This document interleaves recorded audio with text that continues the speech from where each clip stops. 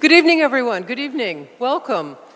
My name is Tracy Metz. I'm the director of the John Adams Institute, and I'm very happy to welcome you this evening to, I'm sure, an exciting and impressive evening about what's at stake, the midterms.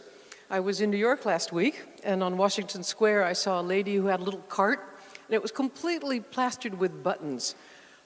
Since the John Adams is nonpartisan, I won't tell you what most of the buttons were, but some of them,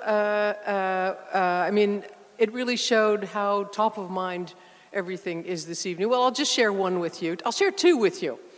One I gave to our moderator for this evening, Elke Bos van Rosenthal, that says, "Good journalists are the heroes of our times." And I myself, as a journalist, really believe that.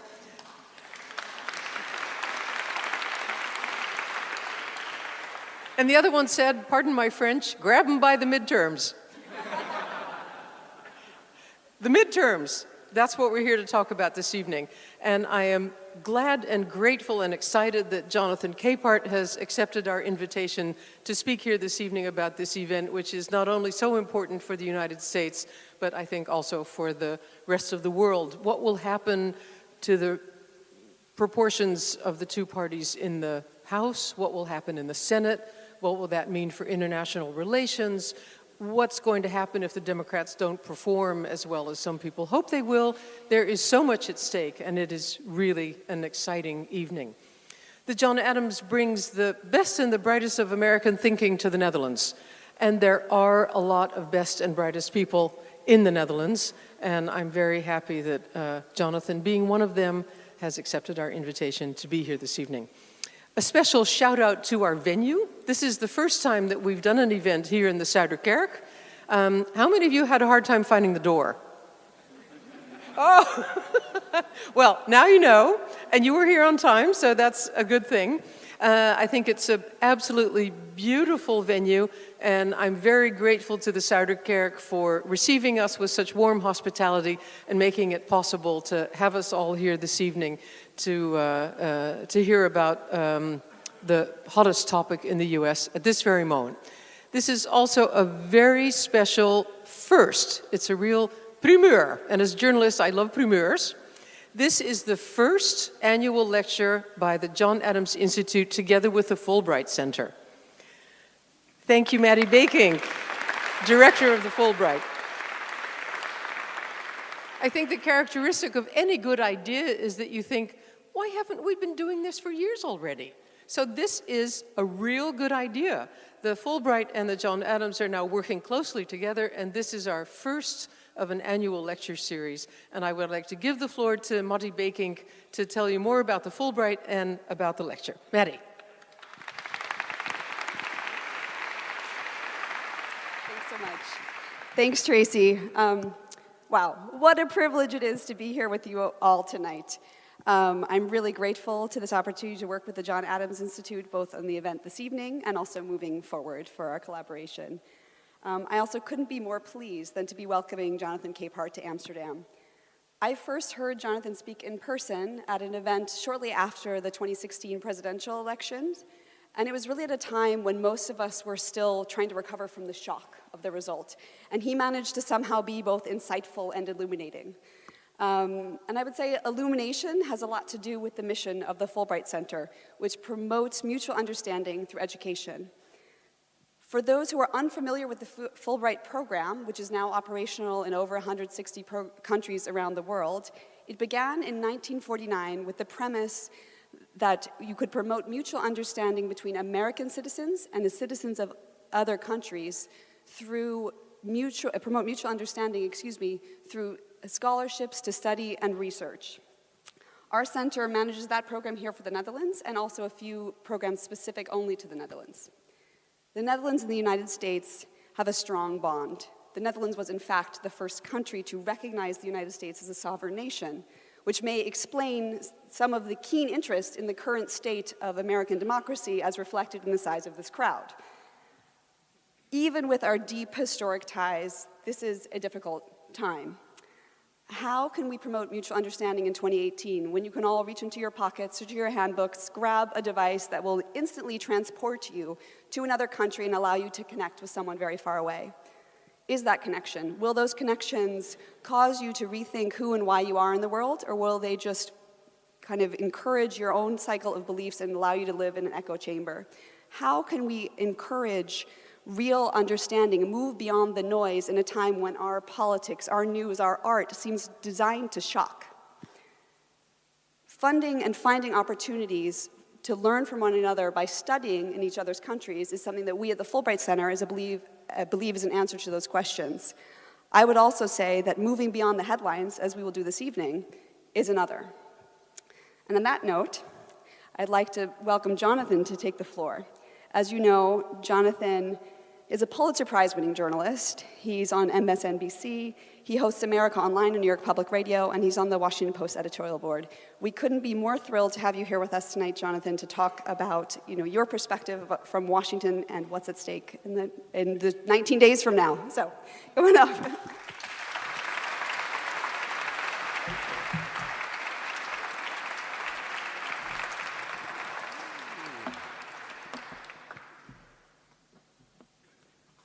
How am I doing, Hans?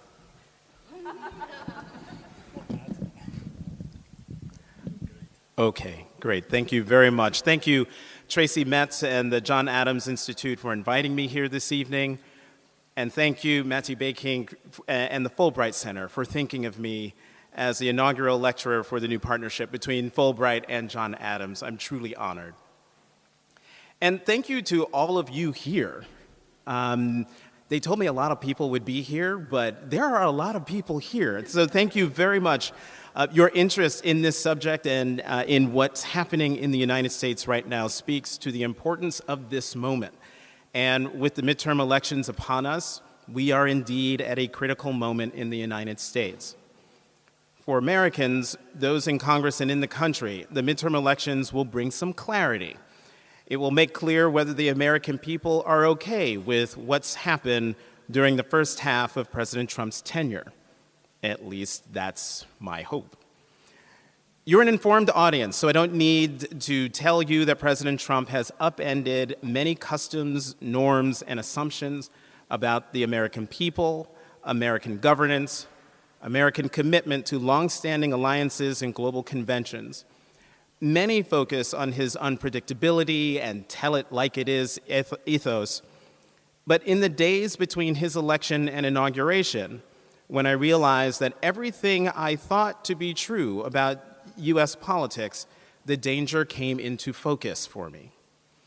In elementary school and throughout my education, between his election and his inauguration, I was taught about the greatness of the U.S. Constitution and the wisdom of the men who framed it.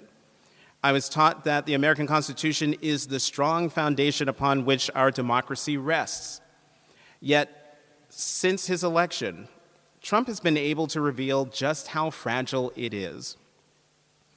See, the power of the Constitution, especially the first 10 amendments, doesn't just reside in its words, but in the reverence of them by the 44 men who have sworn to protect it as President of the United States. Whether a Federalist like John Adams, or a Whig like Millard Fillmore, a Democrat like Barack Obama, or a Republican like George W. or H.W. Bush, once their campaign was over, once they walked into the Oval Office, their personal interests were put on the back burner. The interests and well-being of the nation came first. Preservation of the moral authority of the presidency came first. Upholding the rule of law and the fundamental tenets of democracy came first, if only to serve as a model for other nations or a beacon of hope for those in nations where liberty and freedom are in short supply. And then there's President Trump. He has neither the reverence for the Constitution nor the moral core needed to lead an enterprise as important as the United States. His words can't be trusted. Two glaring instances of this came out of nationally televised meetings in the Roosevelt Room of the White House. One on immigration, where he said he wanted, quote, a bill of love to deal with the undocumented children of parents who entered the United States illegally. We call them dreamers.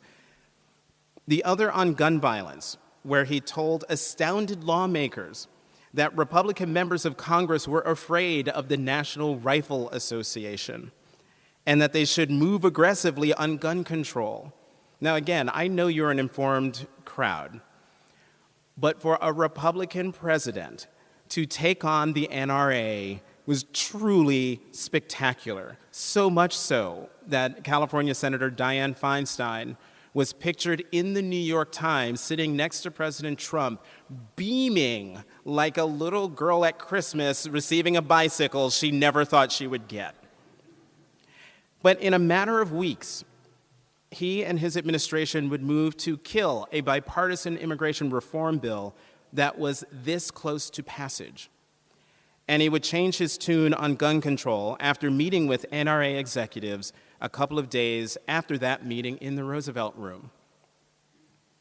President Trump also lies a lot.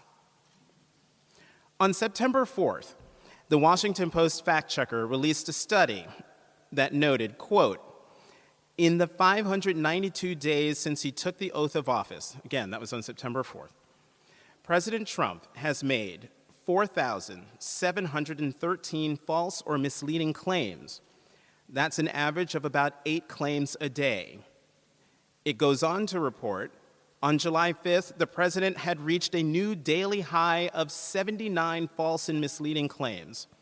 On a monthly basis, June and August rank in first and second place during Trump's presidency with 534 and 469 claims, respectively. July is in third place with 448 claims. And President Trump is willful in his lying. Take, for instance, his attack on Senator Elizabeth Warren, Democrat of Massachusetts. I should say attacks, because he has attacked her constantly. She has come under criticism and scrutiny because she claimed Native American ancestry without proof. At a July rally in Montana, President Trump declared, I'm going to get one of those little kits, DNA testing kits, and in the middle of the debate, when she proclaims she's of Indian heritage, Trump said, and we will say, I will give you $1 million to your favorite charity, paid for by Trump, if you take the test and it shows you're an Indian. Here's what he said on the South Lawn of the White House on Monday, when reporters asked if he was going to pay the bet after Senator Warren released that morning the results of a DNA test showing distant Native American ancestry. He said, quote, I didn't say that. You better read it again, okay? You better read it again. Okay, remember, he said, and I quote, I will give you $1 million to your favorite charity paid for by Trump if you take the test and it shows you're an Indian. Despite all of this, President Trump is Teflon. Nothing sticks to him. He's never held accountable for falsehoods, aberrant behavior, or policy choices that raise questions about America's standing as a global leader. Part of the reason has to do with Congress. Both the House and the Senate are controlled by the president's party, the Republican Party, and congressional Republicans see no incentive in holding him accountable for 2 reasons. First, President Trump is incredibly popular with the Republican Party, while his national job approval rating sits at 44%, according to the latest Gallup tracking poll. His standing among Republicans is an astounding 88%. And that's up from 84% in the NBC News Wall Street Journal poll from a year ago. And I bring up that poll because it has another statistic in it that should bring everything into perspective for you.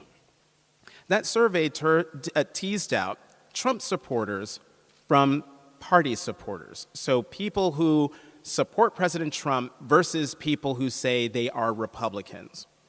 The president's job approval rating among his supporters stood at an airtight 99%. A year later, there is no doubt that it remains that high. This helps to explain why the Republican-controlled Congress has not moved to be the constitutionally required check and balance on the executive branch. To do so would invite a primary challenge from the right for Republicans in solid Republican districts who are totally loyal to President Trump. And this primary challenge would come as anger from those who do not like the disloyalty of an incumbent Republican congressman or senator. And for a president who cares about the applause from his base, it explains why he hasn't bothered to do what other presidents have done before him, and that is to broaden his appeal beyond his base. And why the Republican base loves President Trump gets to the second reason he isn't being held accountable by Congress. He's delivered on two big pieces of the conservative agenda: the massive $1.5 trillion tax cut signed into law last December, and the two conservative justices now impaneled on the Supreme Court. Anger over the Supreme Court fight, the tax cuts, the coarsening of political discourse, the policy choices that many view as un-American is what is fueling interest in the midterm elections 19 days from now. Democrats are favored to retake the majority in the House of Representatives. The upset over what is happening and not happening is felt most at the congressional district level. The districts are varied, more purple than red or blue. Polls show that providing a check and balance on Trump is among the top reasons voters say they will vote for Democrats. The number one issue is health care, which is why both Democrats and Republicans who have spent years voting to kill the Affordable Care Act, otherwise known as Obamacare, now popular in their districts, are now running ads supporting aspects of it and not actually talking about the tax cuts that they voted in place and are now extremely unpopular. Meanwhile, in the Senate, Republicans are favored to maintain control simply because of the map. Democrats are defending about 24 seats across the country. 10 of them are in states that President Trump won in 2016. They must hold those seats and win 2 seats now held by Republicans in order to take the majority. And to show you how difficult that task is, take a look at North Dakota and the tough race faced by incumbent Democratic Senator Heidi Heitkamp. Now, full disclosure, my husband is from North Dakota. His family and the Heitkamps are old family friends. And after my in-laws, his parents, threw a fundraiser and rally at their shop in their tiny town in North Dakota, and my husband went, he is now working on that campaign with 19 days to go. I throw that out there so you know. Now, in 2012, Heidi Heitkamp won her race by just 1 percentage point, with 50.5% of the vote. In 2018, President Trump won North Dakota by 36 percentage points. The latest poll has Senator Heitkamp down 10 points behind her Republican opponent, Kevin Cramer. Now, diehard Democrats, and there are some in North Dakota, point out that just before her election in 2012, she was down 10 points in the last poll before the election. And folks are holding out hope that she can still pull it out.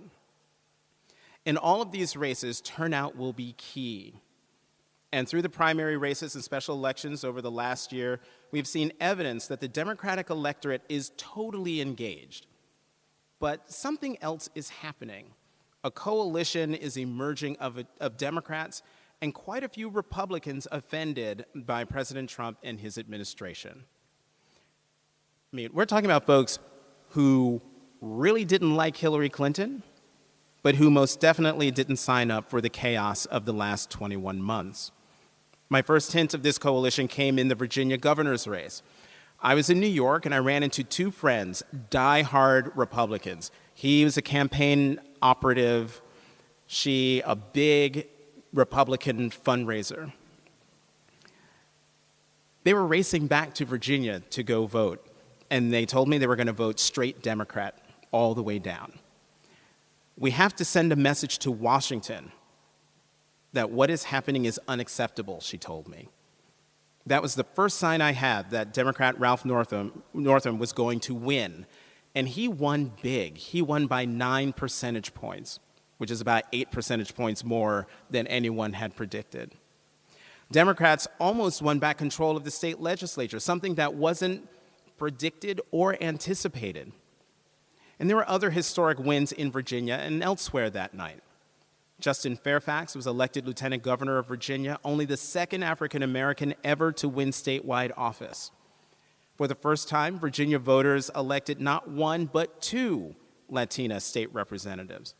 Danica Roem became the first openly transgender person elected to the Virginia state legislature. She's the first in the nation. Her Republican opponent was the long-serving incumbent who made her gender identity an issue in his campaign against her. What did Danica Roem focus on? Traffic. She focused on what her constituents cared about the most. That night, we saw other firsts around the country. The first African-American mayor of Charlotte, North Carolina. The first Sikh mayor in New Jersey, the city of Hoboken. The first African-American mayor of St. Paul, Minnesota. The first out lesbian mayor of Seattle. The first African-American mayor of, and I don't know how much you know about the American states, but the town of Butte, Montana, now has an African-American mayor. Black population in Butte, Montana, less than 1%. And then a month later, Doug Jones became the first Democrat elected to the U.S. Senate from Alabama in 25 years. Come election night this year, we could see the first African-American governor of Florida, the first African-American governor of Georgia, who would also be the first black woman elected governor ever. Now, I've gone on probably a little too long, and I really look forward to the conversation with Elko and to your questions on this and other aspects of this topic. But I want to leave you with this thought about why this election is so important to millions of Americans and to me in particular. My nation is not perfect, far from it. We get so much right and a lot of things wrong. But we are a nation that strives for perfection. It might take us a while, but when that arc of the moral universe bends towards justice, more often than not, it is at the insistence of the American people or of their leaders who had the foresight to see the right path forward. The changes America has made just in my lifetime are awe-inspiring. I am a descendant of slaves whose parents grew up in the segregated Jim Crow South. My cousins and I are the first generation in my family who didn't have to pick cotton. And I was able to marry the man I love and have the ceremony officiated by Eric Holder, the Attorney General of the United States, who made one decision that made it possible.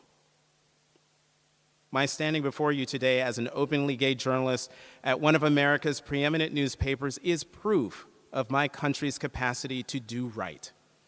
Right by its people, right by its founding principles and ideals. This morning, after a talk with the kind folks at the Postcode Lottery, I noticed the cover photo that Mika of the John Adams Institute had on her phone. It was of the Statue of Liberty.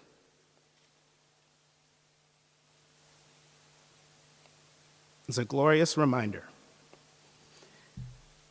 that the lady in the harbor, as we call her, that symbol of freedom and democracy in America, still means something to people around the world, despite policies and actions that call everything into question. In 19 days, you'll get the surest signal yet whether America has decided enough is enough. Thank you very much, and I look forward to your questions.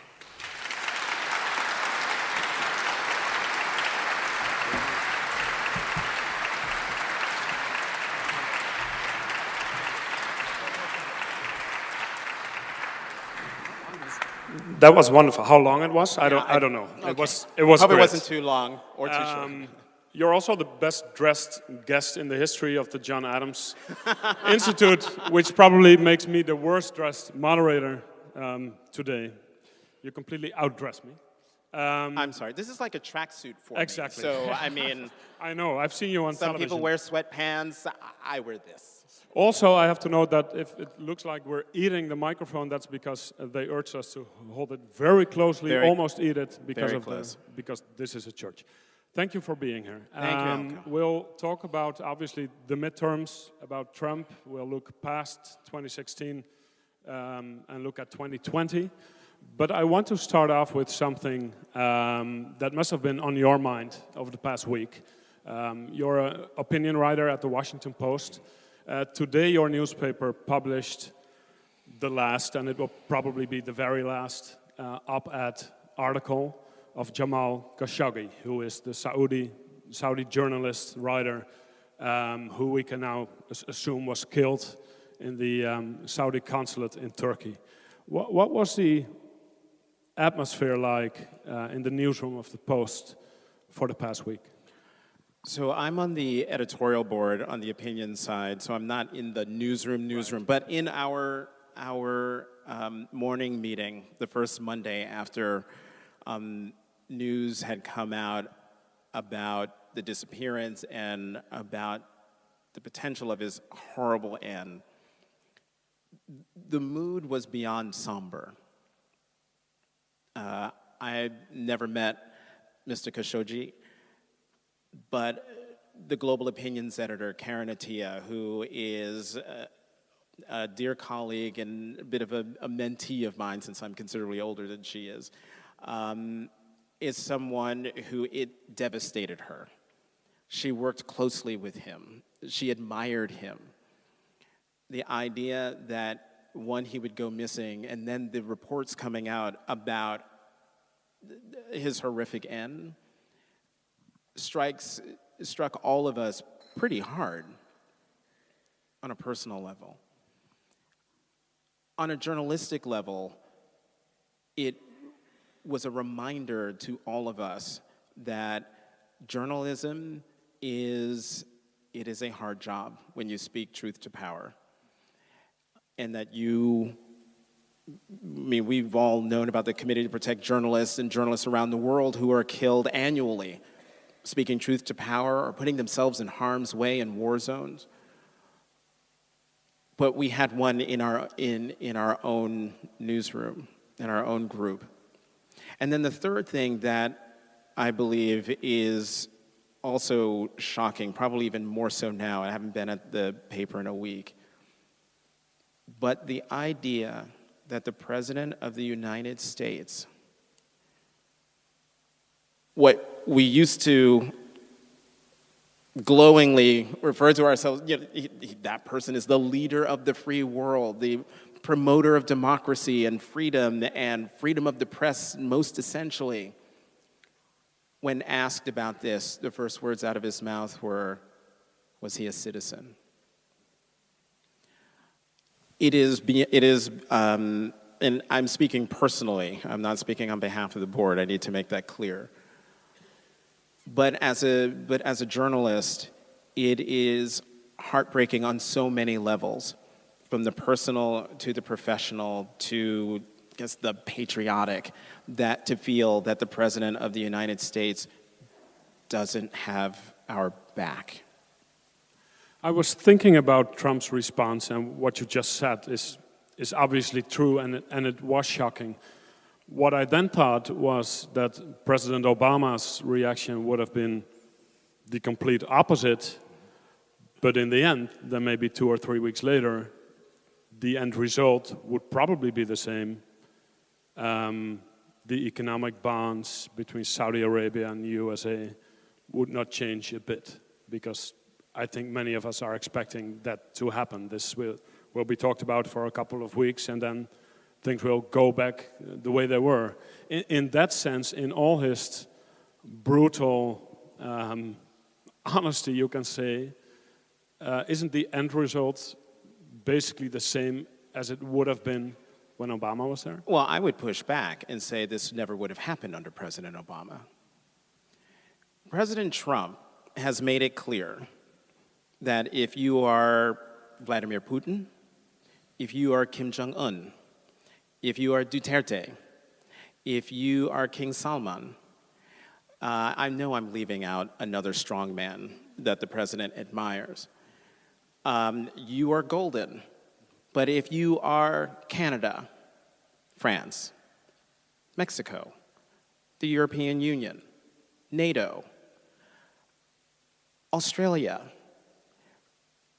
nations that have been at America's side from not as long as the Netherlands. Careful. That's why I said it. But who have been by America's side for decades, if not centuries. They are made to feel like enemies. It sends a message. I personally believe that the Saudi MBS, the Crown Prince, would never have dared do what he's alleged to have done to Jamal Khashoggi if President Obama were in the White House. If even a Republican president who upheld American ideals were in the White House. If John McCain were president, this would not have happened. If Mitt Romney were president, this would not have happened. So I push back on the premise of your question because we're talking fantasy and make-believe. Okay. Very good. Let's move on to the main topic, politics of tonight. And usually we talk for about 45 minutes and then take audience questions. This time we'll split it up and talk a little bit about the midterms, then take a few questions. There are 2 microphones here. And then we'll talk about the Democrats and we'll do the same thing. So the audience can participate. Don't just yell a question because it'll be as chaotic as the White House, but we'll try to get everybody involved. Before we start though, I want to look at a brief clip. It's the only video we have today of an interview with you on Channel 4 with Jon Snow, which took place about a week, I think, after the election, so two months before the inaugural. I guess you know what we're going to look at. Let's take a look at the clip, and then you can compare how you felt then to how you feel now.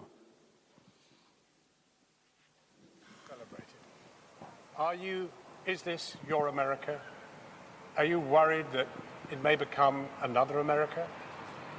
That is a very powerful question, John, and it moves me almost into silence because the election of President Obama was a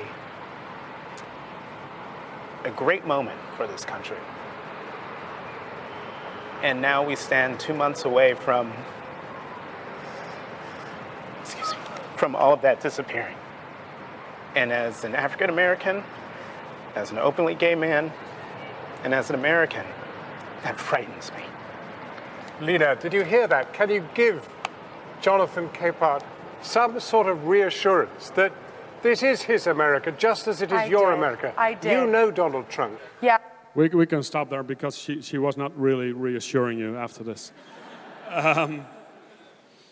Your state of mind back then and your state of mind now, you obviously talked a bit about that. We know where you stand, but was it as bad as you then foresaw or worse?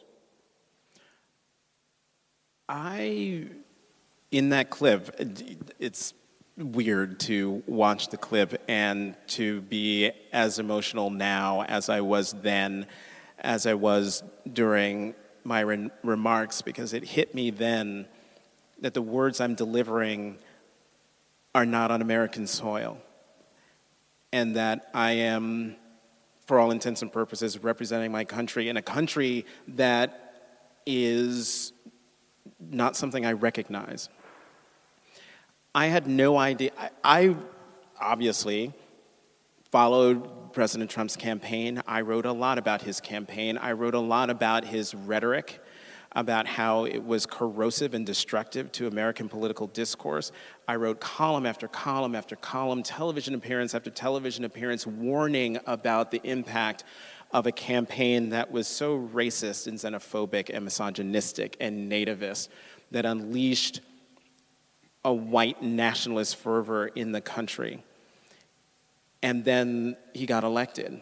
And so by the time this interview happened, I must have read about a dozen or 2 dozen Facebook email messages from friends around the country expressing fear, concern about not just what's going to happen to the country, but what's going to happen to them/us on a very personal level.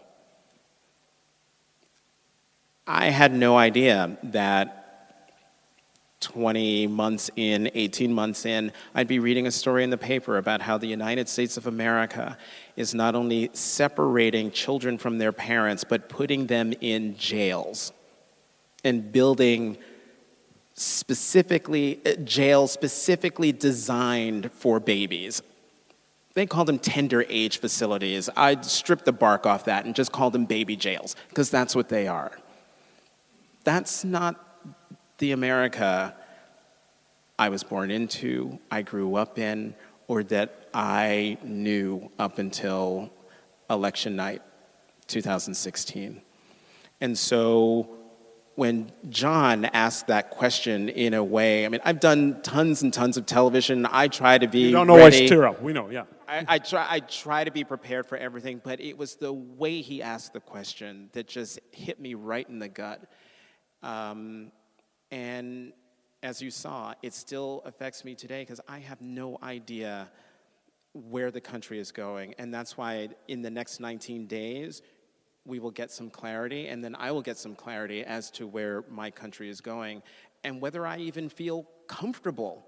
I mean, I don't feel comfortable in the United States much anymore, just given the tenor and tone of things, the almost daily videos of people being disrespectful to people of color, African Americans in particular. There's a running list that a guy, I don't know if he's updated it in the last month, but there's a whole list of things that we call, there was driving while black was the original while black. Now we've got asking directions while black, asking for plastic utensils while black, asking for directions while black, riding a bus while black, sitting in your own apartment watching television with the lights off while black. This is the mood that's in the country now. And I don't want to paint a totally dire picture, because there are a lot of Americans who are just as frightened and angry and afraid as I am, and they have been working their butts off to get to election night to try to send a message that this is not acceptable. But with voter suppression efforts and other things, we don't know. We don't know how it's going to turn out. We're all very hopeful. I'm very hopeful about the House. But until the votes are cast and counted, I'm keeping my hopes in check. Now, does it mean what you just said, and you were very hopeful during the Obama years? Was Obama the outlier, the exception, or is Trump? I mean, when we look back at this a few decades from now, I know it's a very hypothetical question, but was Obama the exception, and were you too optimistic, or is Trump the exception? I am going to say that President Trump is the exception. Because you want to believe that, or because you believe that? Both.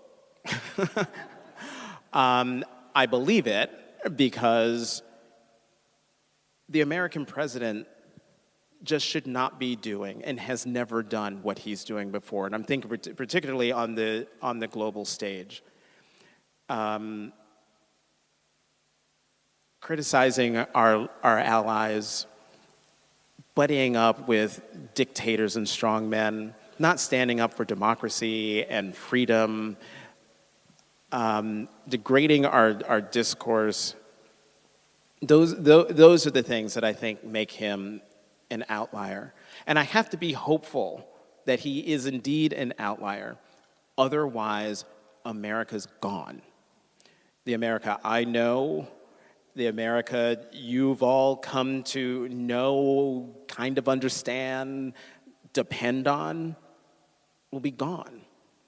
I've talked to many senators who've been traveling around the world talking to people who are frightened to death about what could happen if, say, the NATO charter were tested by Russia.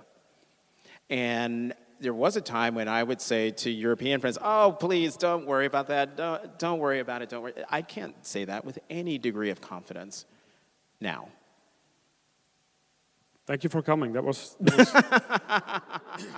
that was great. Yeah.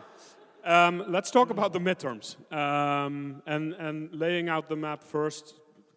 Most people here probably know that you have the House, 435 seats. Mm-hmm. All of them are up for re-election, but for over 300 of them, I think it's a done deal. Most incumbents do get re-elected. Then the Senate, it's a third of the Senate, so 33 seats. In the House, the Democrats need to flip 23 seats to get the majority. In the Senate, they need to hold on to what they have and then flip 2, right? Let's save the House, because I think that's the most entertaining, or at least the most exciting race. Looking at the Senate, which you just said is the toughest for the Democrats to flip. We knew the Senate as the more, let's say, more the adults in the room, less polarized than the House.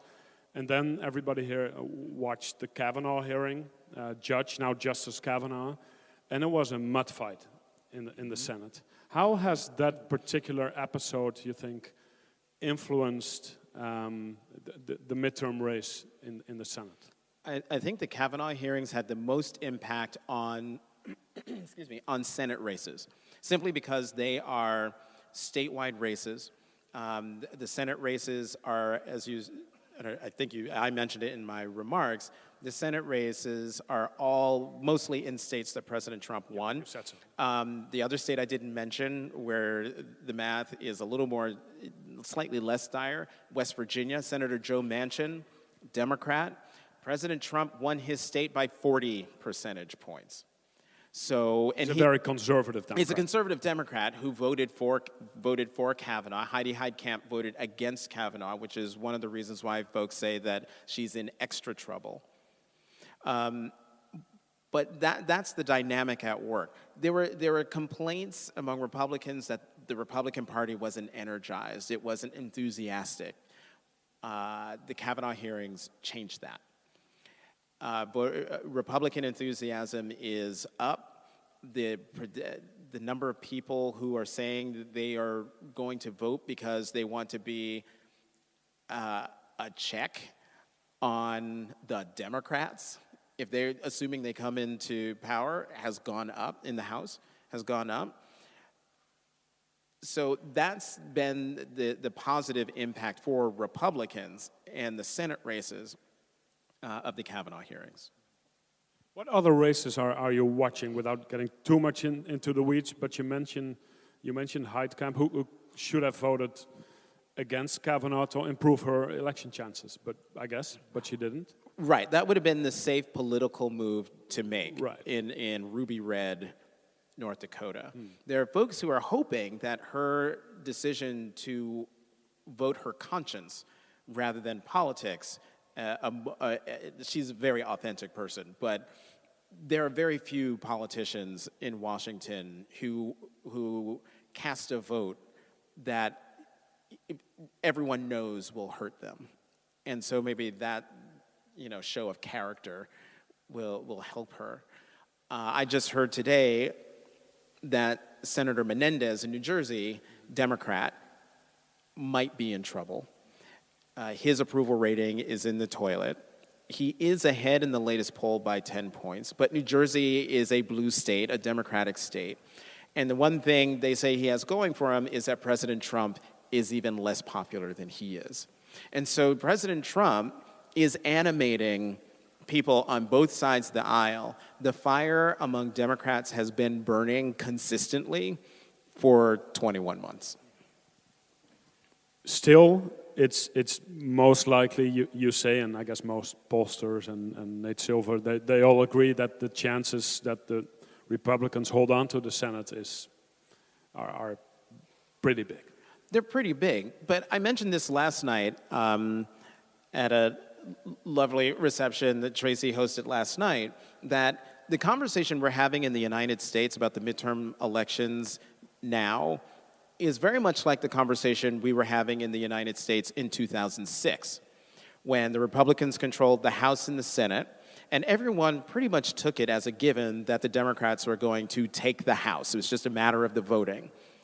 But the Senate was impossible.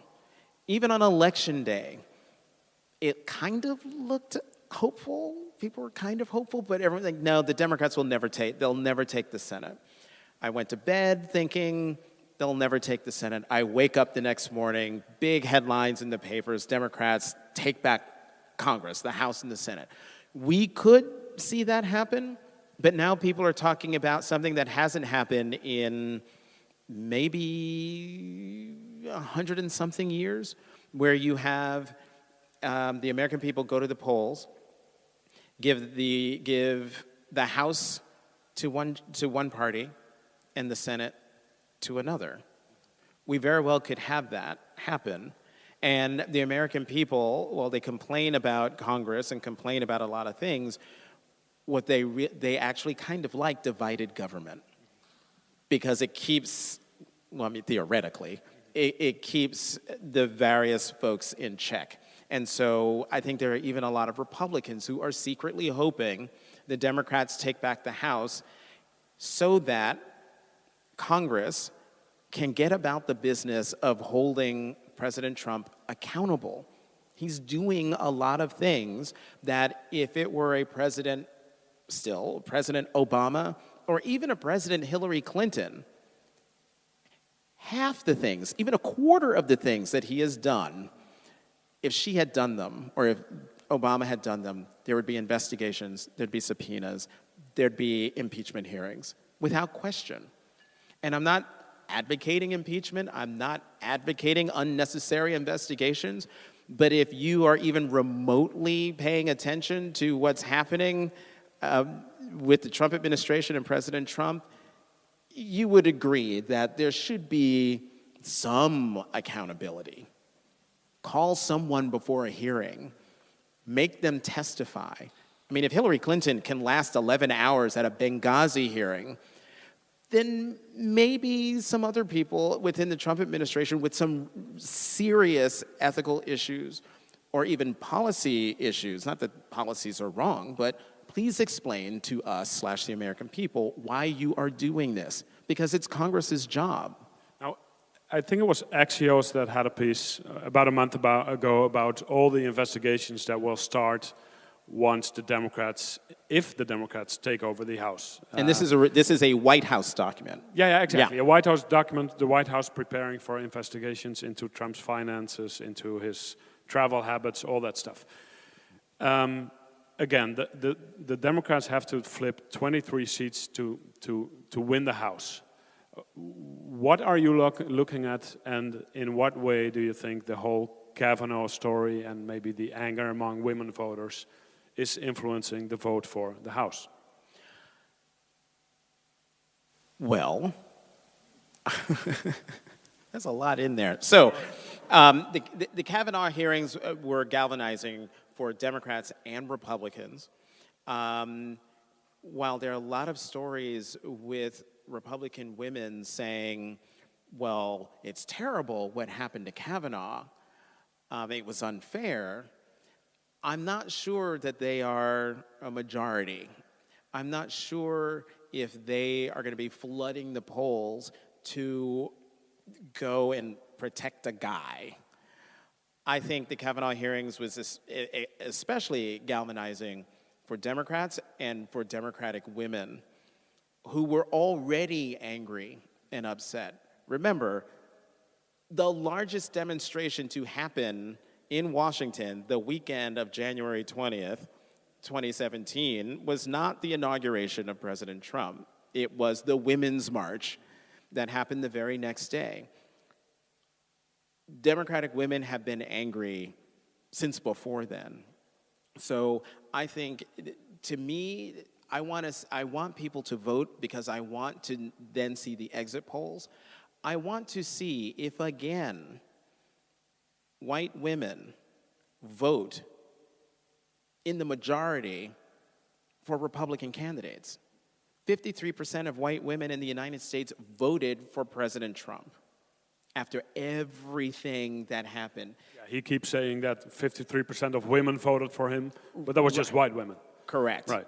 Correct. And the only reason why his standing among women is way below 50% is because women of color and African American women in particular do not like him. That is also the reason why candidates around the country, Democratic candidates, especially in primaries, have been winning. It's the reason why Doug Jones is the senator from Alabama. African Americans came out and voted in droves, in numbers that hadn't been seen in a long time. Black women, 98% of them gave their votes to Doug Jones. The same thing happened with Ralph Northam. Same thing happened for Terry McAuliffe, the former governor of Virginia, when he ran. I remember running into him at a restaurant. I was in Washington. I was coming out of the bathroom, and I had just written a piece about the fact that black women basically made him governor with their votes.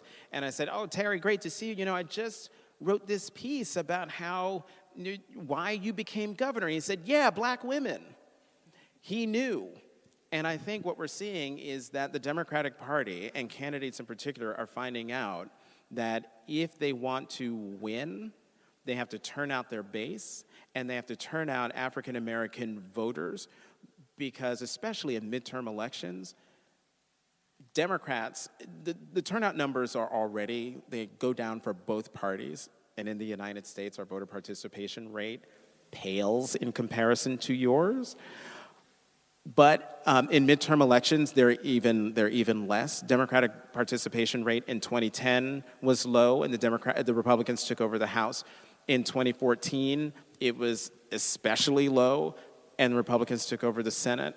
So I think between the Kavanaugh hearings, you name whatever tweet, statement, rally President Trump has done, all of these things play into why people are energized, why they say they're going to vote.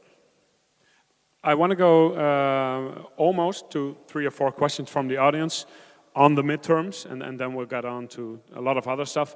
But one more question, quite an important question.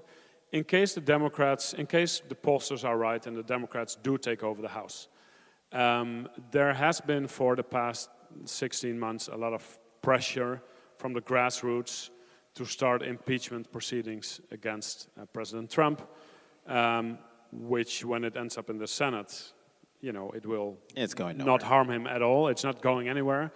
But if the House starts impeachment proceedings, which means that the president is actually impeached, like what happened to Bill Clinton, what will then happen? I mean, it will be toxic, obviously, for the atmosphere in Washington. But do you think the Democrats are willing to do that, to impeach him? I think the progressives in the Democratic Party absolutely, one, want the Democrats to take over the House, and absolutely, if it could happen, they would love for the new Democratic House Speaker and the majority to start the proceedings to impeach President Trump. Based on whatever. But they'll need something. And that gets to the point I was going to make. The leaders in the party, I was going to say the grown-ups in the party, that would come off as pejorative. I don't mean it to be pejorative, but the people who have been in the House for a long time and know how the place works and understand the politics both in the chamber and nationally are wise enough to know that there's no way in hell they should start impeachment proceedings without something concrete to present to the American people as to why they are doing it. One of the things that I think Democrats are holding out for is whatever report comes from Special Counsel Robert Mueller. Sure.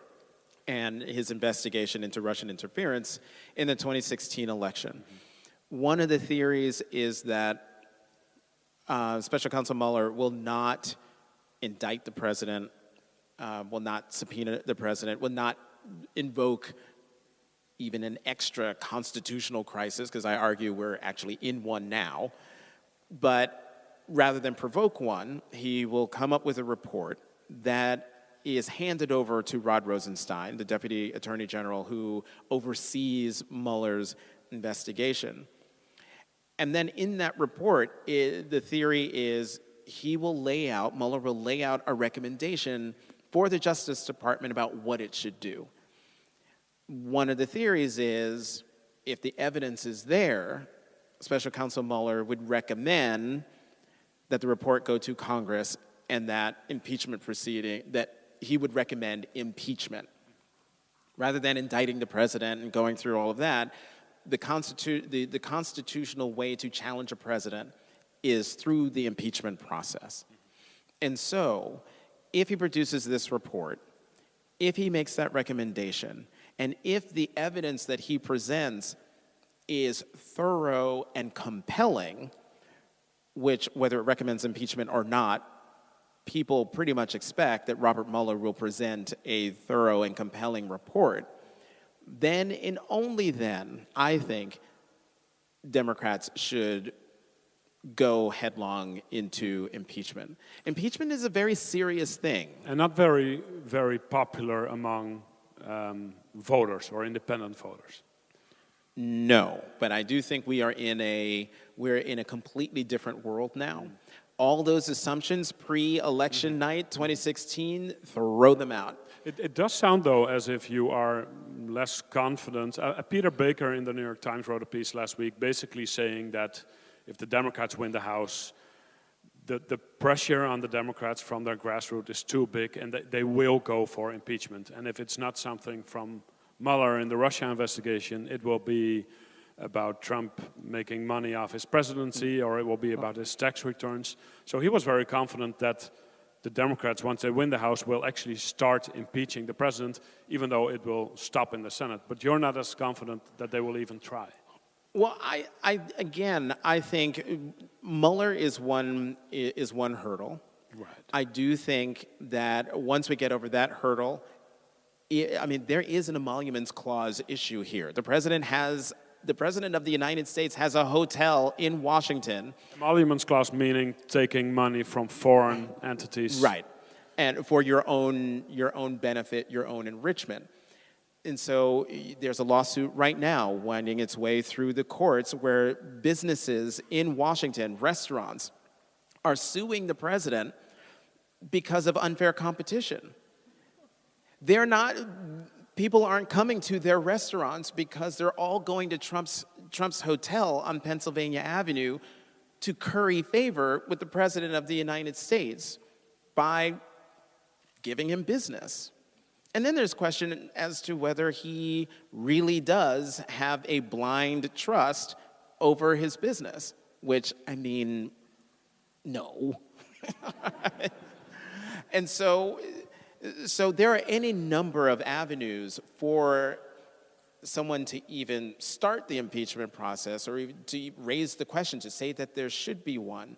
But I think Democrats would be wise to, if they're going to go about it judiciously and to make sure that the base understands that, we know you're angry.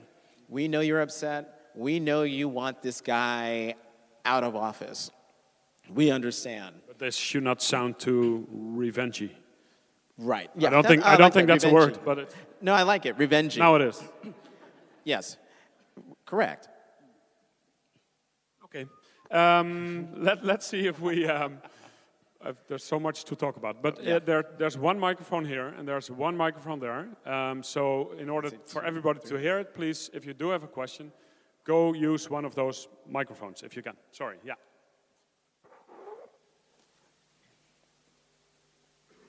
President Trump has said that he could shoot someone on Fifth Avenue. We liberals all here, we talk about this other America as if it's not here. It's the elephant in the room, these millions and millions and millions of citizens who stand by him. Although the Republican Party is shrinking, this figure you yourself cited.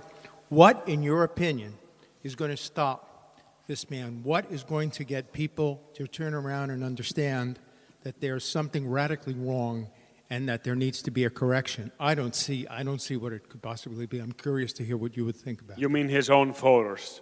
His own voters, that they understand, when is it going to happen, that they understand that this tax reform is, taking them to the cleaners, that their rivers are going to be polluted, that there's, no possibility for their pregnant daughters to get an abortion, a safe abortion. I mean, what is it that's going to change that base? Thank you. That is a great question, and that is the million-dollar question, or I should say billion-dollar question. We're waiting for that moment. By we, I mean journalists. I thought it was when he called Mexicans rapists in his announcement for the presidency. I thought it was when he said that John McCain, statesman, senior senator, the previous Republican presidential nominee, when he said that he wasn't a hero because he got captured. I thought for sure then his candidacy was dead, but it wasn't. And when his poll numbers ticked up after saying that, that's when I started taking him seriously as a candidate. That was only 1 month after he announced his candidacy. I don't know what it's going to take. I don't know if people are focused on the fact that they hear tax cuts, but I don't think they recognize the fact that they're not actually benefiting from it. I was going to say yet, if at all. We were talking last night at dinner when President Bush, did his tax cuts when the United States had an unimaginable surplus. We all got checks in the mail. In New York City, I was living in New York City. New Yorkers were signing over their checks to the charity of their choice because, I don't need this money. I don't want this money, so I'll give it to an organization. No one is getting a check from the government. It's all in the 1% and above. Part of the problem, one of the reasons why I think President Trump feels emboldened, and I got into this in my remarks, is that he's emboldened because Congress doesn't stop him. Congress doesn't stop him because it's controlled by the Republican Party. The Republican members of Congress do not stop him because when their phones ring in their super safe district offices, it is all about stand by the president, I love the president, don't you dare say anything or do anything to not support the president. And if you do, super far-right conservative Republican member of Congress, we're going to find someone even more conservative than you to run against you and replace you. So that fear for their political lives is what keeps them silent. It's their silence that is complicity and allows the president to keep doing what he's doing. And that's why I think there are a lot of Republicans on Capitol Hill who are anxious for Election Day to happen so that the American people can speak, and they hope that what they say is Democrats take over the House and then do what you will, sort of break the fever that President Obama was hoping would break before and never did. Do they tell you, we'll get to the other question in a second, but do they tell you in private? I mean, Trump is holding them hostage in a sense with his voters, even though just that loyal base of voters is not enough for Trump to, for instance, be reelected. But in private, when you walk the halls of Capitol Hill, these Republican lawmakers tell you something very different about Trump, or not? I have heard... Does everybody hate his guts? Not everybody, but there are a lot of people on Capitol Hill. You wouldn't know it, judging by the silence. But there are a lot of people, lawmakers on Capitol Hill, who are sort of rhetorically held hostage. You get them behind a closed door, curtains drawn, doors closed, turn off the lights, and they might whisper, "Oh my God." But they will never say that, never say it publicly, because they have seen... And the ones who do are retiring. Yeah, they're retiring, and even then, I mean, Senator Flake had an opportunity and he's a conservative. I'm not trying to make him out to be some sort of closet Democrat.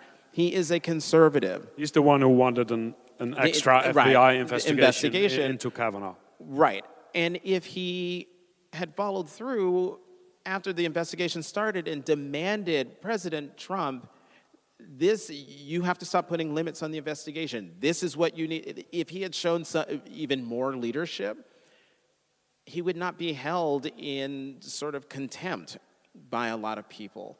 A lot of people seem to find their voices when they say that they're retiring. But it's one thing to speak truth to power, as Jeff Flake has done on occasion, and then when it comes time to actually show leadership, not just tell leadership, but show leadership, he falls right back into the groove. You're not a fan. I really want to be a fan because he says the right things, but I'm an old man now, and I'm tired of words. I want action from both sides of the aisle. You're not an old man. Another question here. I think I'm older than you. I think so too. Yeah. Not much. So is there a message that's going to be sent with the midterms? Is there a hope that, let's say, a strong turnout, Democratic turnout, would mean that maybe the Republicans would primary Trump in 2020? Is there a message we can send, do you think? One, I should have mentioned this in my remarks, but Americans abroad, in your absentee ballots, this is your opportunity to be heard, to get your votes in. I understand ballots went out, but you gotta send them in. If turnout is high for a midterm election, that sends a signal. If African American turnout is through the roof, that sends a signal, particularly to the Democratic Party and the folks who are hovering around for 2020. If votes from women are through the roof, and you find out that, say, more Republican women are voting against Republican candidates, that sends a signal. If the youth vote is higher than it was either in the presidential or in the previous midterm election, that sends a message. That's why I keep saying that these midterms are going to hold a lot of answers for a lot of people who are trying to understand where the electorate is, aside from President Trump's almost, every other day campaign rally that he's holding. I hope that the message that is sent, as I said in my remarks, is that the American people say enough is enough, and that they want some, I'm not going to say calm, because, well, we have the president that we have, and he thrives on chaos, but at least have a branch, or at least a house, one of the chambers in the legislative branch, start doing the work that it's supposed to be doing to hold him accountable. And the only way that happens is if the American people come out and vote and have their say. I don't have the answer about what that message will be. I will know the day after the election. We'll all know. We'll get to your last remark about the 2020 primary challenge. In for a bit. For yeah, Trump. let's save 2020 Yeah. for later, but I won't forget about it.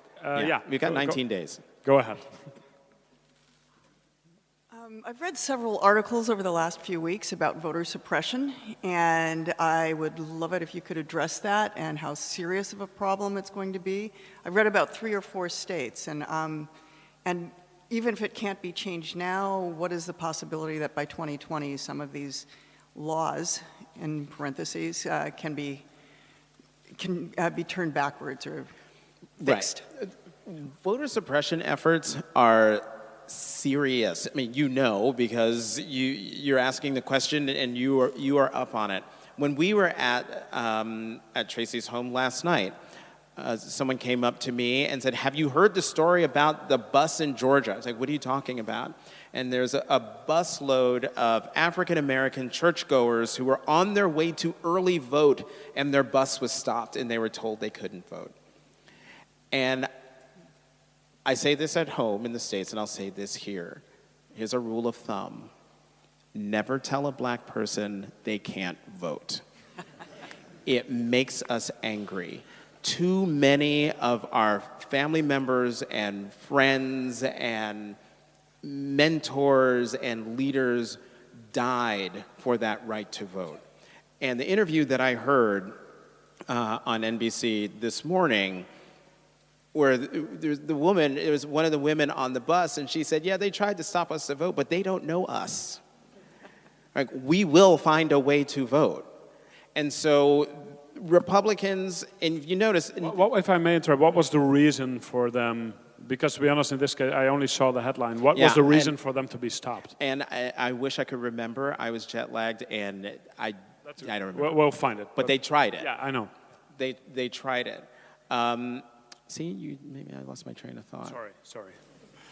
Anyway, so I remember now.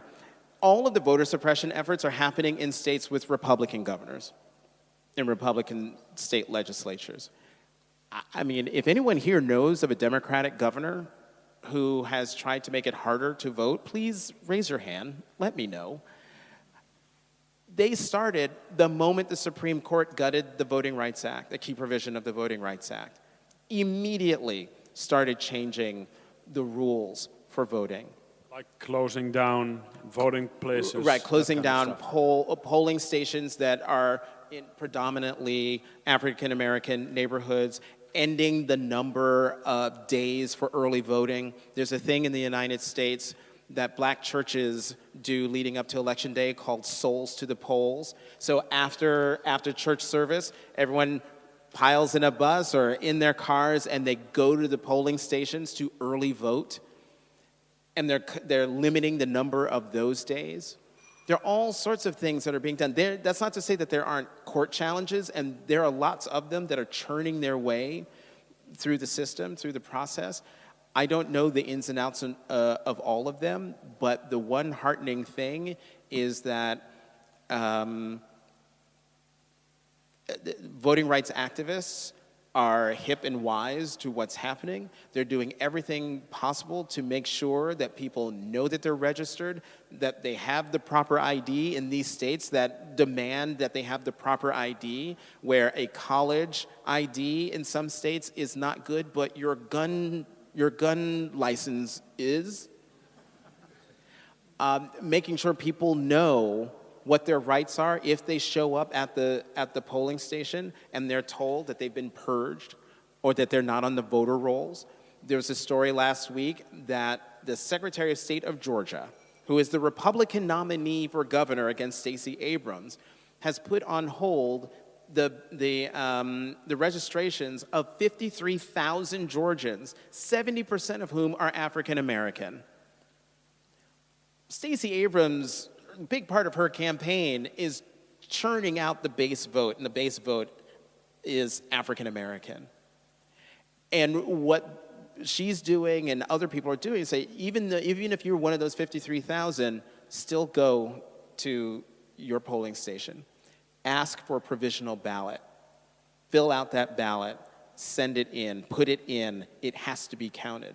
So I think Democrats, and because these are the people who are most active in this, they have been very good since 2016, the voter suppression efforts of 2016, about making sure that voters in 2018 avail themselves of every avenue to make sure that their vote counts, whether it's early voting, absentee voting, or just making sure their paperwork is in order on Election Day so that they can vote. And then on Election Day, you will hear stories about people telling people who are standing in line on Election Day to stay in line.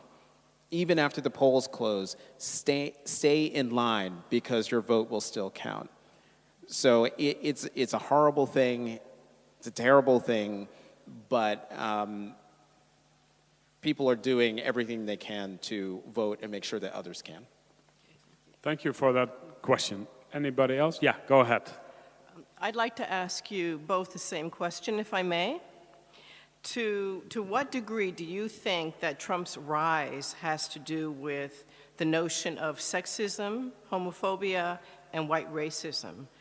Because for all this talk about liberals and Democrats, or liberals, I should say, and conservatives, it really is about dividing the melting pot that exists in America and redefining or keeping the old face of America, which is a white country. And surely the demographics are changing, particularly when it comes to dealing with or counting the number of Hispanics who are rapidly growing in numbers in America. So I would just like to hear from both of you, because there seems to be, it's like, oh, why is Trump in office? And to me, it's very clear why he's there and why he may remain there and get reelected. But do you, as a white Dutchman, and you as a gay African-American, understand those dynamics at work?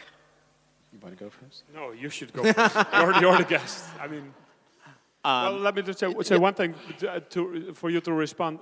There have been many, there's been a lot of research coming to the same conclusion that economic anxiety was not the main driver of Trump's election. Right. And I'm so glad you asked that question, because it is not, it is top of mind. I didn't address it in my remarks because it's way too complicated. So I'm glad you brought it up, because it gives me an opportunity to talk about it. Race is probably the biggest overlay in Trump's election and the way he is viewed now. This sort of gets back to what your question. The books I read to try to understand the white working class and their support of Trump and why they hewed so closely to him and why they abandoned Hillary Clinton, it's all right there. Yeah, economic anxiety, but it's not really. It's not. We had just come from 8 years of President Obama, first black president in the United States, who talked about an America that actually made a lot of white people nervous, made them think that they were losing their country. The number of times in his first year where you heard white people on television and in newspapers and interviews talking about how they wanted their country back. From whom? Or they wanted to go back to the good old days. And that was when exactly? And for whom? They were longing for a country that actually never existed. And now, by electing the polar opposite of the man he replaced in demeanor, in tone, in dignity and respect, to elect this person, to elect President Trump, Van Jones on CNN on election night, I think, described it correctly when he said it was a white lash. A white lash against 8 years of a black president trying to stop a demographic shift in the country that a lot of those voters thought was starting to happen. But you and I both know that the demographic shift that they think they're trying to stop is well underway. It's been underway for Right. a long time. Yes, it's well underway. And so you'll hear some people talk about how this is the last gasp of this thing in the country. President Trump uncorked the bottle of so many ugly things about American politics that used to be swept under the rug or said with code words, dog whistles. There are no dog whistles anymore. They're bullhorns. You've got people out there. You have the President of the United States giving aid and comfort to white nationalists and Nazis marching through the streets of Charlottesville, Virginia. That's not economic anxiety. That's not fear of not getting a job or the loss of manufacturing jobs. That's pure, unadulterated hate. And it's hate from a significant portion of the American public that feels emboldened to act out on their racial hatreds and racial fears. And so while a lot of my colleagues in the press ignore or try to ignore the racial angle that's at work here, I try, although I didn't do it in my remarks, but I try to remind people that race is a big piece of this. One author who I interviewed for my podcast, his name is Justin Guest, G-E-S-T, and he said to me that even if the people who voted for Trump don't like his tone or his demeanor or maybe even some of his policies, they will never admit that they no longer support him, because that means admitting they were wrong. And it is better to stick with this guy who makes you feel better about your vote, who may or may not be giving you what you want policy-wise, who forces you to look the other way on things that you never would allow for other people. If people are wondering, well, why do they do that? Big part of the reason has to do with race. Why would your colleagues rather not address that? Why are you saying that many of your colleagues in the press ignore this issue? Because, well, slavery is the original sin of America. Racism is one of those things you don't talk about in polite company. The one thing President Trump has made it easier for journalists to do is to say that something that he said is racist. He's made it easy for me to say on television and in print that he is a racist. Which you never thought you would write about an American president in your life. Ever. Never. I mean, there were times when there might be some coded language, some dog whistles, and you would, even as an opinion writer, I get to say these things because I'm an opinion writer, not a news side journalist who has to sort of hew to different rules. But even as an opinion writer, I would say, well, you know, that could be seen as coded language, and it does have a racial tinge. There's clarity now. 2020. When President Trump, this will be the last thing I say, I know I'm joining on too long, but President Trump, when he said what he said in the lobby of Trump Tower 2 days after Charlottesville, where he said there were very fine people on both sides, to me, that was one of the most devastating moments as an American. He ceded the moral authority of the presidency in that moment. And it is my hope that whoever the next president of the United States is, Democrat or Republican, that they embody the dignity and respect that the office demands, who embodies it. Like I said in my speech, every president before Trump put their personal interests aside and put the country first. They walked into that Oval Office awed and were revered that desk. He couldn't care less.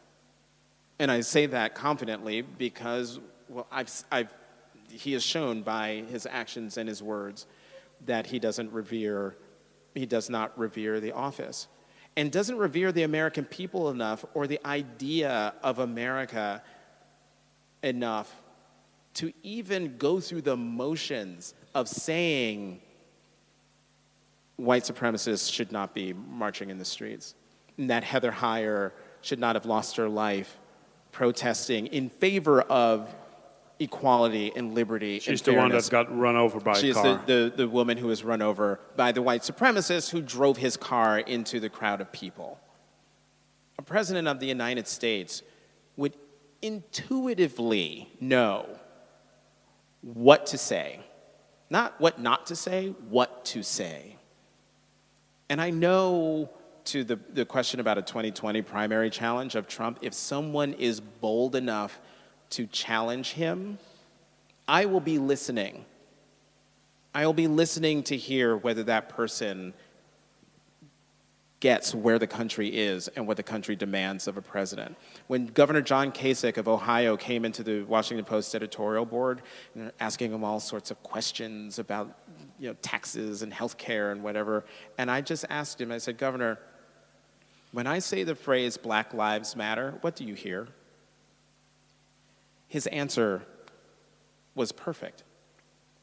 He said, I hear pain, I hear and I'm paraphrasing here, the protests of people who feel like because of the color of their skin, they don't matter, and that the government doesn't take their lives into account or take their concerns seriously. It made me, I would love for him to jump into a race and challenge President Trump, because we need to have a president, again, a Democrat or a Republican, who's not about playing to the base instincts of their very narrow base. People who feel it's fine to be at a rally and mock a survivor of sexual assault, to cheer when he degrades Senator Warren as Pocahontas, to chant "lock her up" whenever the name Hillary Clinton comes up, or as they did at one rally, they started chanting "lock her up" when Senator Dianne Feinstein's name of California was mentioned. That's the kind of America that used to be a caricature, that used to be a parody, and now it's the real thing. Your turn. Please answer. Sorry. Well, I was just thinking, I'll let our guests do most of the talking, but when you asked this, I was just thinking about, I covered as a journalist the 2008 campaign, and I went to many places in southern Ohio or Indiana, which is a state I think Obama won in 2008, if I'm not mistaken. There were many people who had always voted Republican, who, some of them I spoke to even considered themselves racist, yet they did vote for Obama because they were so tired of the war in Iraq, they were so tired of the financial crisis, that in spite of their, this was the country, the rural Ohio, they voted for Obama. I don't know if you came across these kind of voters as well. So they voted just because they were so completely desperate. I mean, such a thing can happen again. It did happen, and then the sugar high wore off. I mean, America on election night was euphoric. I think the world was euphoric that the United States did something once unimaginable, electing an African-American president, a black man president. And in Washington, it was incredible. People were happy and talking to each other, and neighbors talking to neighbors, and then the sugar high wore off. And those voters in Indiana and Ohio, you have to argue that they came back home when President Trump took the stage and started telling it like it is. And he says things I can't say, or political correctness has hampered my speech. And I often say to people who complain about so-called political correctness, all we're talking about is treating each other with respect and dignity. So if I acknowledge the fact that someone is Latina or transgender or lesbian, or you name whatever their identity is, that's not politically correct. That's not political correctness. That's seeing the person. That's part of the problem that we have in the United States, is that we don't see each other. We're not willing to see each other. Does that also mean, because obviously the economic anxiety thing was only part of the message, and we got to why he was also elected, that also means that even if the tax cuts or whatever his economic policies are do not bring jobs back, as long as the America First policies at the border, all that kind of stuff happens, they will keep supporting them. I don't know.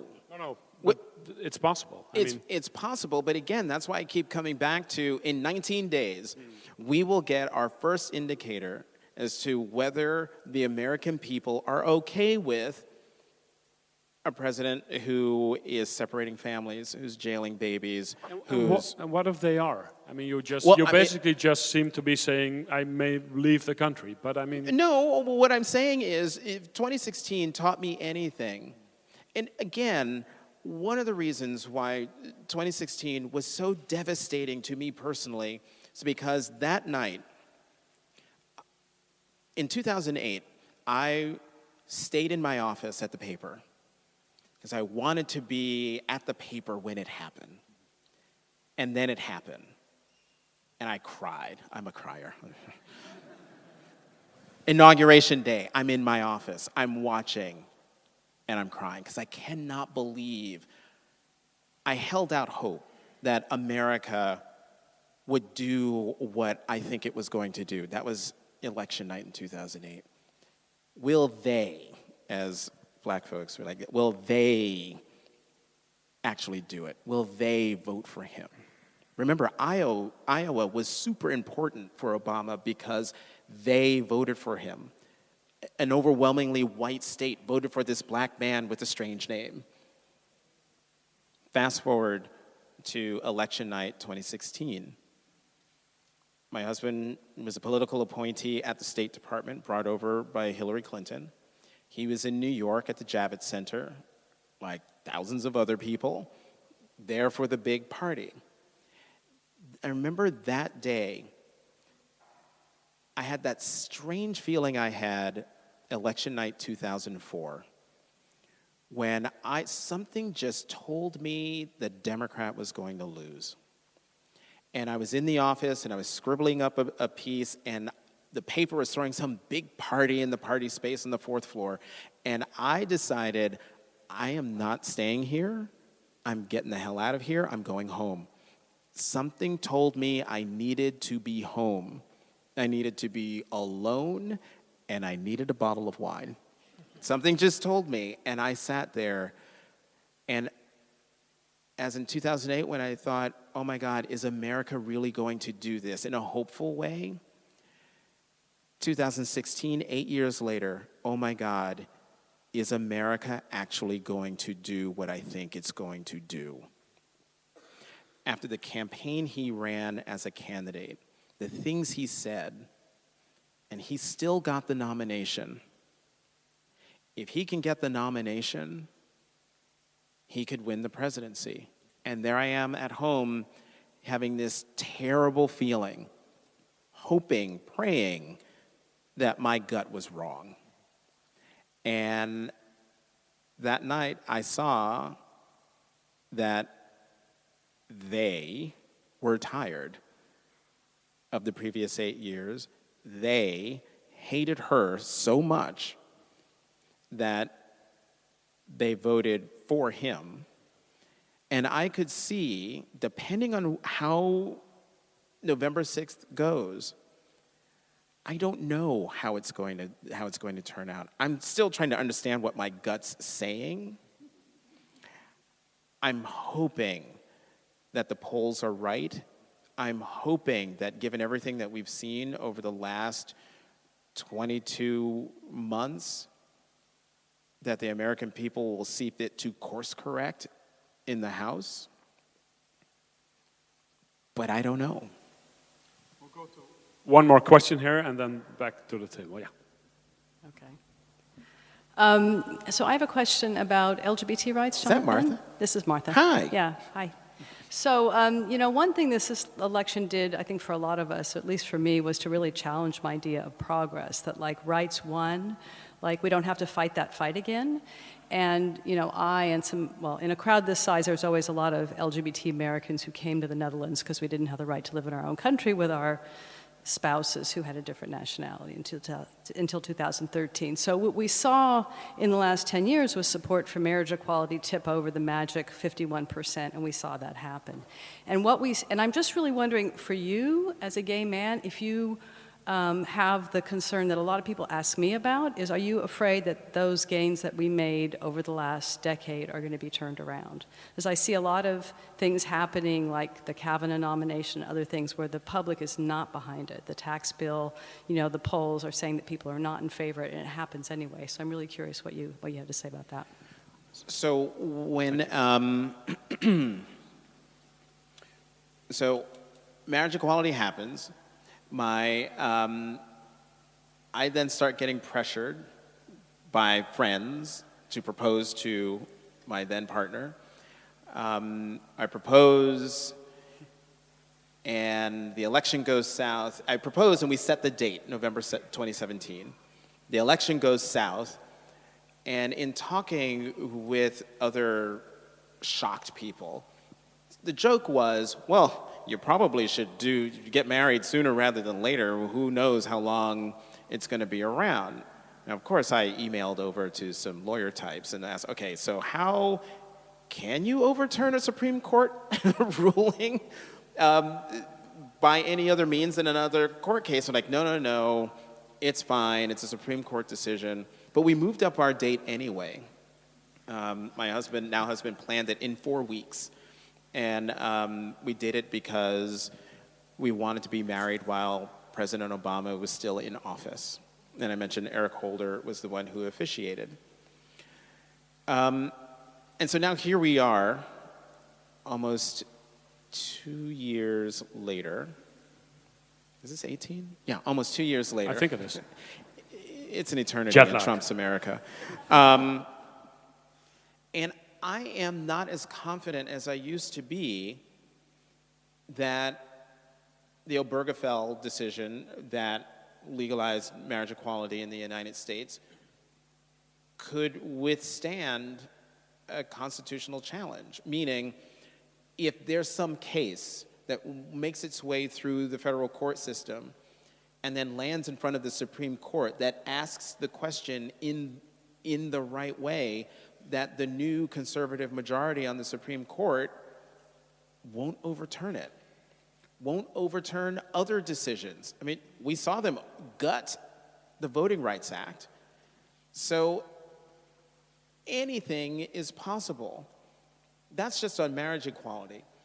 A lot of the things that President Obama did and other Obama officials did was institute rules and regulations where they could to bring about equality and fairness for LGBTQ people. I'm thinking specifically of the anti-bullying rules that were promulgated in the education department. One of the first things now Secretary Betsy DeVos did was eliminate those. So while we can be concerned about the big ticket items such as marriage equality, there are all sorts of other things that they can do right now. Jeff Sessions, Attorney General Jeff Sessions, any number of things he can do. I think he instituted sort of a religious freedom thing within the Justice Department. There is an effort to institute a so-called religious freedom law or regulations within the federal government, which would make it possible for the federal government to deny services to LGBTQ people. So let's say Hillary Clinton had been elected president, none of the things I just discussed, with the exception of the marriage equality Supreme Court ruling, had happened. Let's say all the bullying rules were kept in place, there was no so-called religious freedom regulations and things in place. It would still be possible in a majority of American states to be married, say, in Alabama on Sunday and fired on Monday. Legally fired because they're gay, because employment discrimination is not illegal based on sexual orientation or gender identity. That was going to be the next big push had a Democrat been in the White House instead of who we have now. And so instead of pushing for employment non-discrimination, LGBTQ groups are now having to fight on a whole lot of playing fields just to protect what's there now. I mean, marriage equality is safe for now because it's a Supreme Court ruling, but just as with Roe v. Wade, the law that makes abortion legal in the United States, Conservatives have been picking away at that constitutional right for decades now. The same thing can happen when it comes to LGBTQ rights in the United States. So again, that's why in 19 days it's important. That's why 2020 is important, and I'm not focusing on 2020 until we get past November 6th. And I think a lot of people who are thinking of running for president on the Democratic side are waiting to see what those messages are that come from the American people. But this much I do know, no matter who the nominee is on the Democratic side, LGBTQ rights and equality will be front and center. They will not run away from them. They will embrace them. And I would also like to think that there are quite a few Republicans who would run for president for whom that issue and those concerns are also equally important. The smart politician is the one who is paying attention not to the country that they thought was there or that used to be, but the country that is. And even though President Trump is president of the United States and you have a complicit Congress, which I say, the American people, I think deep down, are more fair than the president makes them out to be. Thank you. You don't want to look at 2020, so let's look at 2020. Because you did bring it up. The CNN did a poll last week for the first time, their first poll of the 2020 cycle, for whatever it's worth. Joe Biden and Bernie Sanders, I think Biden will be 78 by then, I think Sanders will be older. They were top of the list, and then you had a younger senator like Kamala, how do you pronounce her name? Kamala Harris. Kamala Harris from California. Is there anybody in particular, I know there are 20 people who want to jump in, is there anybody in particular you are interested in looking at, etc.? All of them.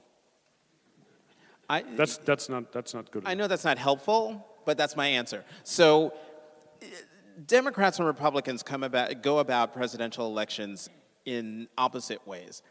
Republicans are all about who's running for president. You're all running for president? Great. You whittle it down, and then one of you wins the nomination.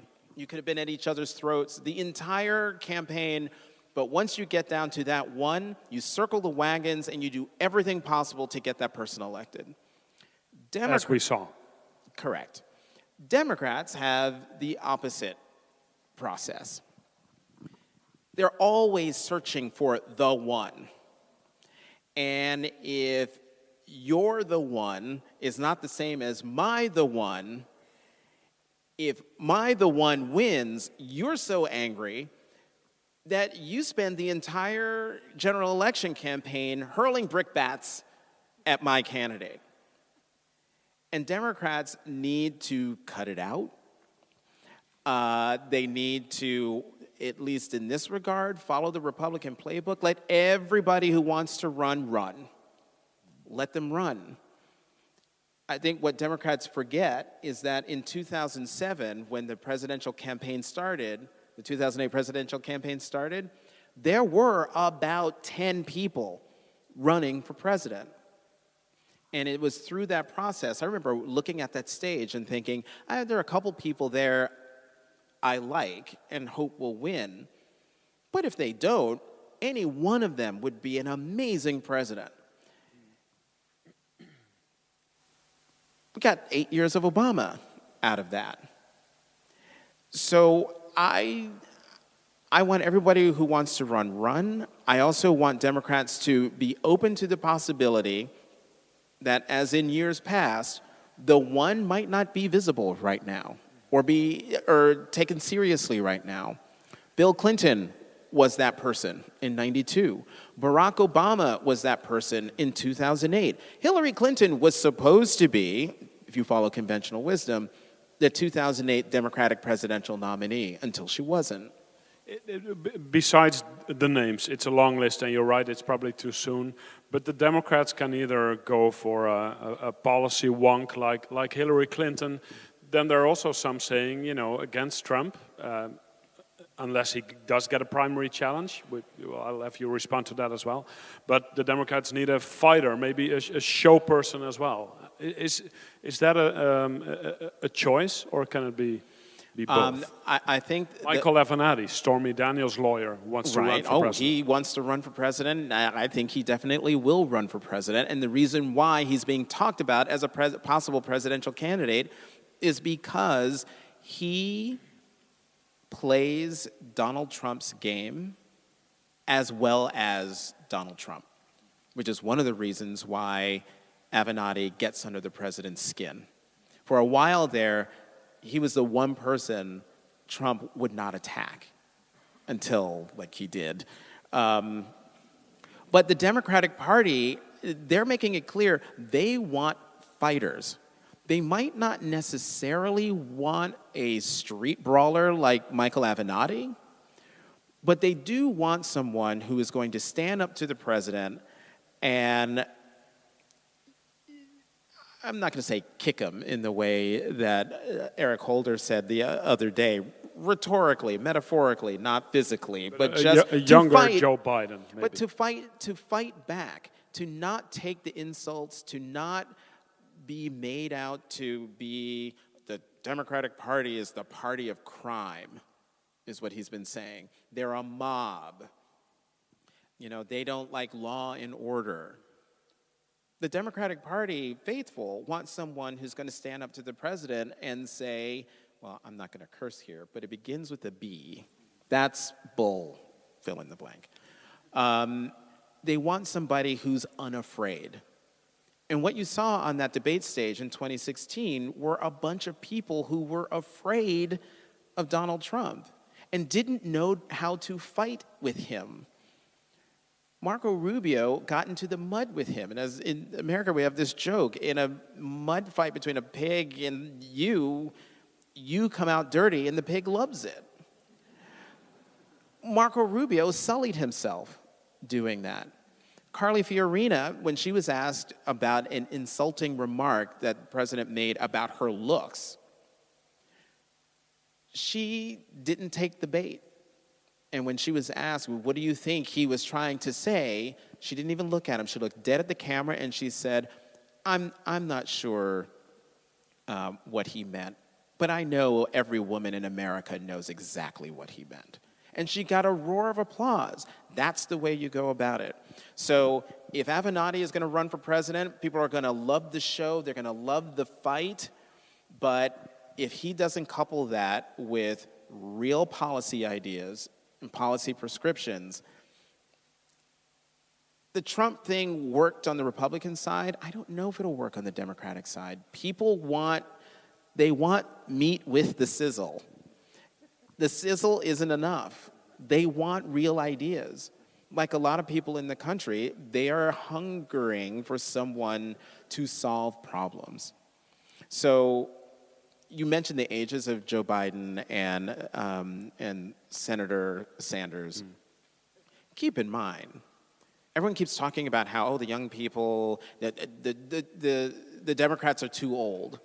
Bernie Sanders gave Hillary Clinton a good run, and he's in his late 70s. So age to me means nothing. It's, do they have the fight in them? Do they have the ideas? Do they have the wherewithal to go toe-to-toe with a president of the United States who is going to have enormous advantages simply because he's president, which makes a primary challenge of him on the Republican side really, really difficult. I mean, Senator Kennedy from Massachusetts tried it against Jimmy Carter, and that didn't turn out well. He gave him a run for his money, but Jimmy Carter still won. People were bringing this up, a primary challenge among the Republicans last week when Nikki Haley, the UN ambassador of this presidency, suddenly quit in a friendly manner, which is quite unusual. Most people leave this White House slamming the door. So some have suggested she may go for a primary challenge against Trump. Pure speculation, or is that something you do expect? It's pure speculation. She said there in the Oval Office, I want to be clear, I am not running for president. I'm going to be campaigning for this guy. That's her exact words, this guy. But it's Trump's America. It's Trump's party. Anything is possible. I gave you examples of the president saying one thing one day and another thing the next day. There's nothing stopping anybody from saying, oh, don't worry, I'm not going to run against you. And then a few months down the road, well, I'm running against him. And here's why. I think Nikki Haley and Republicans will be watching those results 19 days from now as intensely as the Democrats are. Because, it will be the signal of the American people as to what they are willing to put up with, what they want. And that being said, and the last thing I'll say is Democrats have to be careful what they wish for, because if they do indeed get the House, the one thing President Trump loves is a foil. And he will have a big one if Democrats are in control of the House. But that is a danger I am willing to accept. Tracy's going to kick me, but I'm going to ask you one brief question. Or my question will be long, but your answer should be brief. No, I'm joking. It probably won't. I know. But because we didn't talk about the palace intrigues in Washington of the past year and a half, you know, the Kremlin, everybody watching the White House, all the stuff that was the scandals. We basically talked about politics. A month ago or so, this op-ed came out. You know, some Washington insider writing this op-ed in the New York Times, basically telling America and the world, you know, we see all the smoke coming from the White House and the explosions, but things are going to settle down, and we have some adults in this administration taking care of this. And nobody knows, except for 2 or 3 people at the New York Times, who this person is. I guess you can guess what my question to you is. No idea. Who wrote this op-ed? No idea. I'm not happy with that answer. Speculate a little before we end the show. So, an anchor at MSNBC in the United States, I thought made a convincing case that it was the Director of National Intelligence, Dan Coats, former member of Congress, Republican establishment, public service is in his DNA. Senator McCain was one of his closest friends who had just died. And so this, according to Lawrence O'Donnell, was his way of letting it be known, because he was so moved, particularly by Meghan McCain's fantastic eulogy of her father. He was moved to let the American people know, don't worry, there are people, the silent resistance is in place, and we've got it under control. And I thought, wow, you know, actually that's kind of airtight, that's good. And then I started talking to other people, and another name popped up. And the theory was given, I thought, that's interesting, until I heard it on television. And that's the only reason why I'm willing to say it out loud, because it was said on television by Omarosa, another Trump administration person who left. I don't know if she slammed the door. She was kicked out of the door, like everybody. She would never make something up, right? Well, she's got tapes.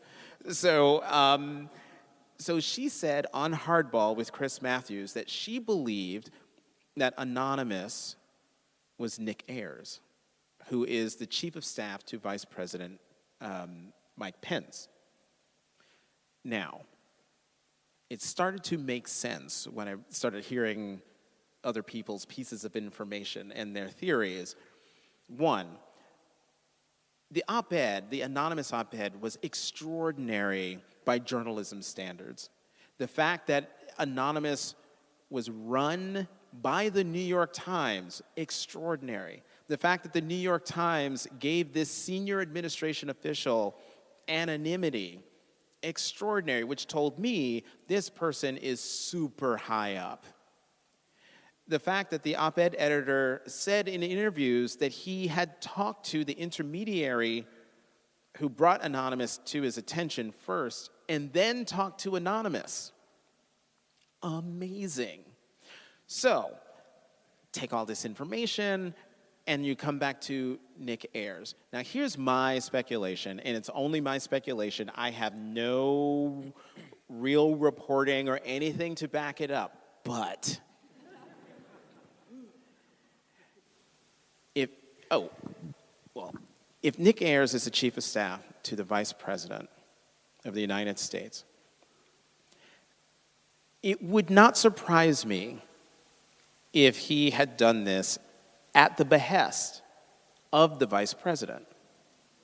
And I'll explain why I say this. There was an interview that Vice President Pence did with CBS, I think it was, where he was asked, did you write anonymous? And he said no. And then he was asked, did anyone in your staff write the op-ed? And he said, no. No one on my staff would ever do that. And here was the tell for me. The reporter then asked, did you ask your staff, any of them, if they had written the op-ed? And his answer was, no. And she said, no? She said, I don't need to do that because they wouldn't have done it. Sounds like plausible deniability to me. Don't ask, so that way you won't know.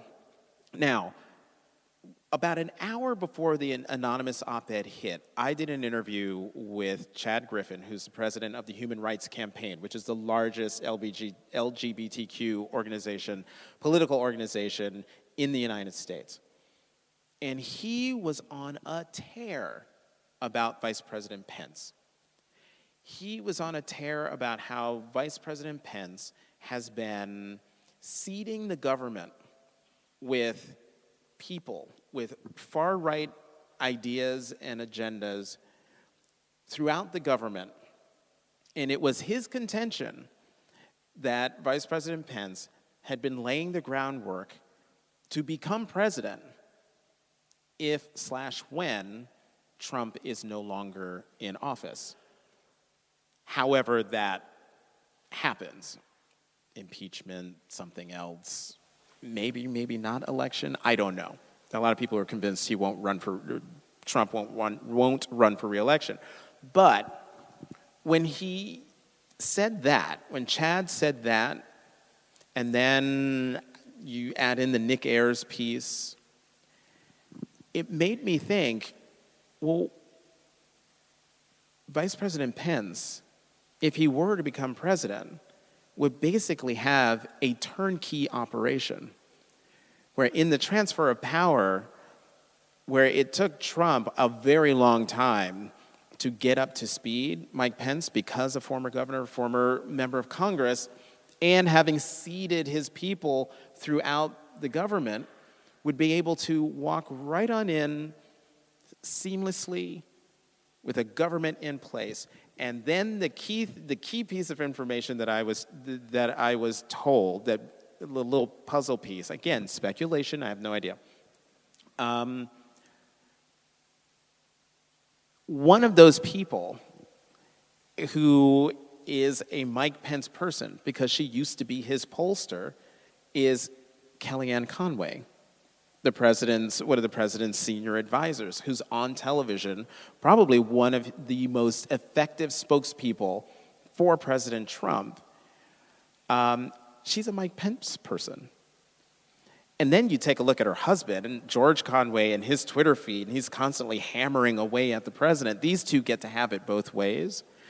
But it's a long way around of saying, I have no idea who Anonymous is. No idea. But we will find out who that person is one day. Thank you so much. Thank you, Elke. Thank you.